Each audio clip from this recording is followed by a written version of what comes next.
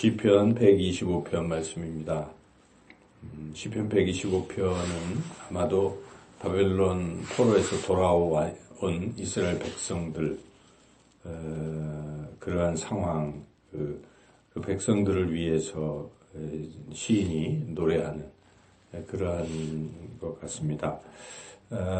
그래서 이제 바벨론 포로에서 돌아왔던 이스라엘 백성들은 당시 이제 그 북쪽의 사마리아 또 주변 국가들로부터 괴롭힘을 당하고 있었습니다.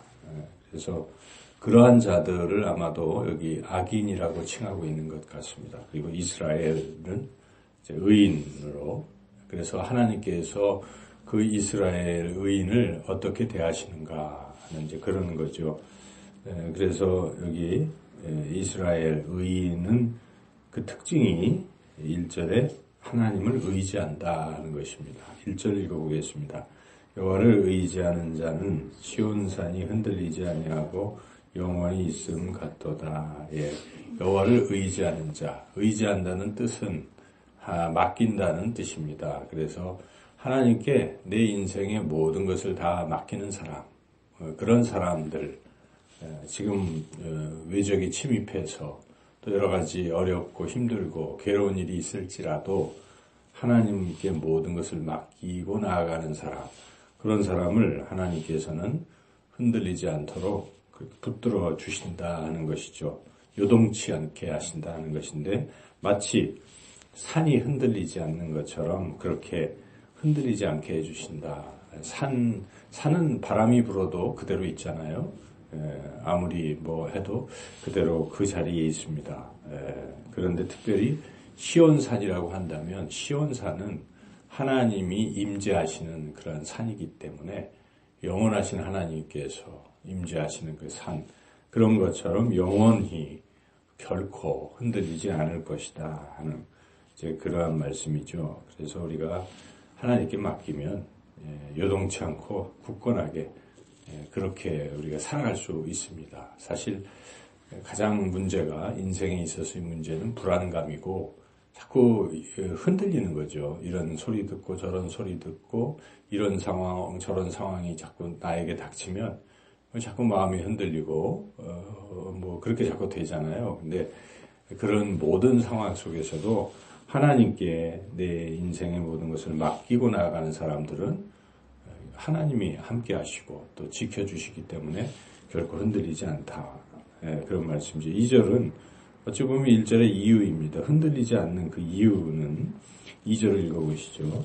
산들이 예루살렘을 두른과 같이 여호와께서 그의 백성을 지금부터 영원까지 두루시리로다. 두른다는 것은 이렇게 삥 둘러싼다는 그런 뜻이죠. 그래서 당시에 그 예루살렘은 여러 산들로 둘러싸여 있었기 때문에 외적이 침입하기가 참 어려웠다고 합니다. 그래서 실례로 로마의 티투스가 AD 70년에 예루살렘을 함락시킬 때도 사실 굉장히 어려웠다고 합니다. 이 산들이 첩첩이 둘러싸고, 그래서 할 수 없이 그 산 주변에 8km에 걸쳐서 이 토성을 쌓아서 그 위에서 이렇게 공격을 함으로써 간신히 함락시킬 수 있었다. 이제 그런 일화가 있습니다. 그와 같이 이 예루살렘은 산들로 둘러싸여 있어서 아주 튼튼하게 보호가 되는데, 하나님께서 그런 것 같이 하나님의 백성들을 영원토록 빙 둘러서 보호해 주신다 하는 말씀입니다.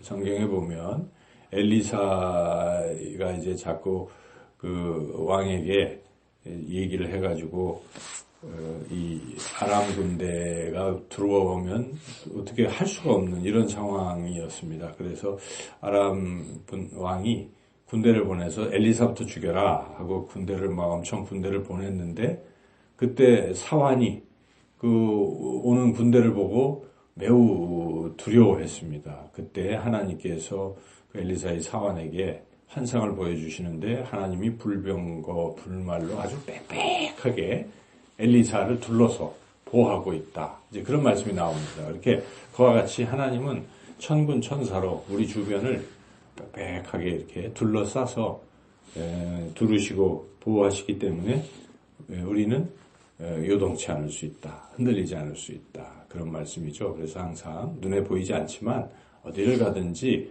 하나님이 나를 이렇게 빙 둘러서 보호막을 형성해 주신다는 그런 믿음을 가지고 살아가면 우리는 결코 흔들리지 않습니다. 그런 믿음이 참 중요하다는 것이죠.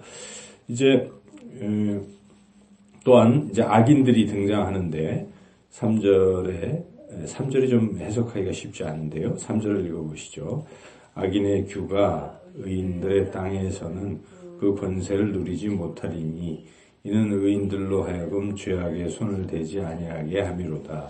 이게 악인의 규의 규는 왕이 들고 있는 지팡이를 상징하는 지팡이를 말합니다. 그래서 이게 통치를 말하죠. 악인이 왕이 되어 있는 거예요. 그래서 왕이 된 이 악인이 의인들을 이렇게 다스리려고 한다는 것이죠. 그렇지만 그 권세를 누리지 못하게 하나님께서 막으신다 하는 것이죠. 악인의 통치를 허용하지 아니하시겠다 하는 그런 말씀입니다. 그래서 그런데 왜 그렇게 하시는가? 그 악인이 자꾸 통치하면서 나쁜 영향을 끼치는 것을 막기 위해서. 그래서 더 이상 의인들은 그런 죄악에 손을 대지 아니한다. 범죄하지 않게 하고 거룩하게 성결하게 지켜주시기 위해서 악인들의 통치를 허락하지 아니하신다. 하나님께서 그 악인들의 통치를 막아주신다. 이제 그런 뜻입니다.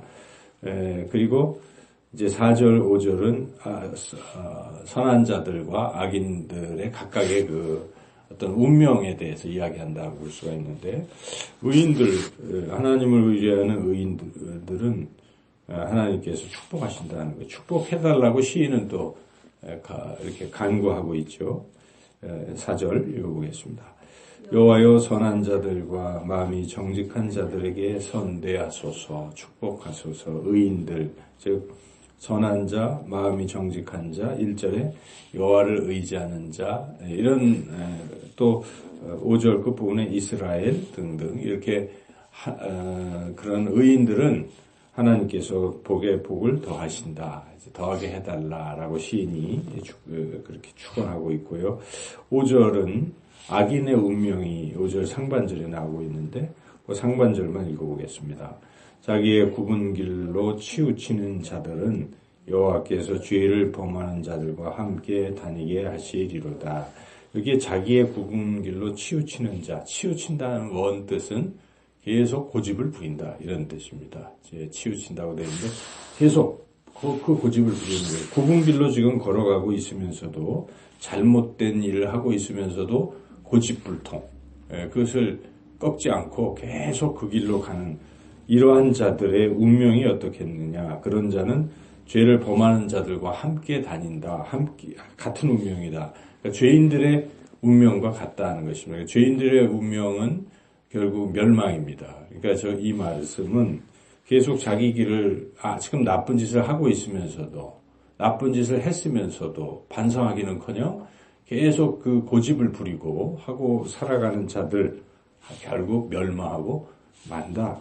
그리고 그런 자들이 여기에 악인의 규, 통치를 비록 하는 어떤 권세를 가졌을지라도 얼마 못 간다는 것입니다. 고집을 계속 부리고 그 권자에서 내려오지 않으려고 계속 할지라도 하나님께서 허락하지 아니하시겠다 하는 그런 말씀입니다. 그런 자는 멸망하고 말고 의인들은 보호를 받으며 의인들은 평강이 있고 또 의인들은 선대하는 그런 축복을 받게 될 것이다 하는 것이 오늘 시편 125편 말씀의 뜻입니다. 그래서 우리가 자금의 이런 현 시대의 상황 속에서 권세 잡은 자들이 계속 악한 짓을 계속 하면서도 그 권세에서 내려오지 않으려고 발버둥 치고 있을지라도 하나님께서 용납하지 아니하실 것이다 하는 것을 우리는 굳게 믿고 나아가야 한다는 것입니다. 오늘 제가 뉴스를 보니까 서울대 교수들이 내일 나와서 다 시위에 촛불 시위에 참여하겠다라고 선언을 했다고 합니다. 이것은 1960년 4.19 이래 처음 있는 일이라고 합니다. 그 정도로 지금 전 국민이 잘못됐다라고 지적을 하고 분노하고 있습니다. 그래서 우리가 계속 기도하고 이 나라가 바로 설 수 있도록 그렇게 해야 하겠습니다. 그것이 하나님의 뜻입니다. 하나님께서 오늘 본문에 분명히 보여주지 않습니까? 악인의 규가 더 이상 의인들을 다스리지 못하게 될 것이고 그렇게 계속 고집불통으로 굽은 길로 고집을 부리는 자들은 하나님께서 심판하신다는 말씀, 우리가 오늘 말씀 교훈을 얻고 계속 우리는 이 땅에 정의가 강물처럼 흐르도록 기도하고 나아가시기를 주님의 이름으로 축원합니다.